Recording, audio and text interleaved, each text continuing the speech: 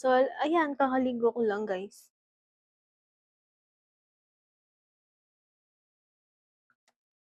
Super dry ng labi ko guys. Next is toner. So, yung toner ko is from Lux Organics. Ito yung whitening repair. Tapos ito naman yun yung cotton pads ko.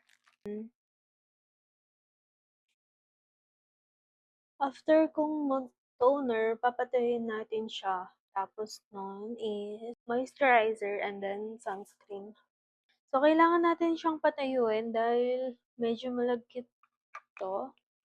Pero sabi nila, after mo daw mag-ano, skin prep, kunyari sa mga makeup, gano'n, dapat daw sobrang tuyong-tuyo na yung nilagay mo na pinang-skin prep mo. Guys, alam niyo, binigay ng boyfriend ko 'to. May ilaw siya. Perfect. Sobrang perfect.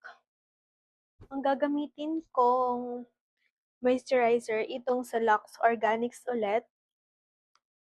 Guys, alam niyo ba dati pinakauna-una kong moisturizer.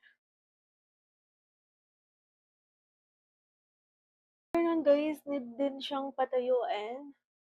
Dami kong redness oh. Ang sunscreen ko is yung sa Their Face. Ito yung Sun Bounce. Nagustuhan ko 'to kaya umulit ako ng order.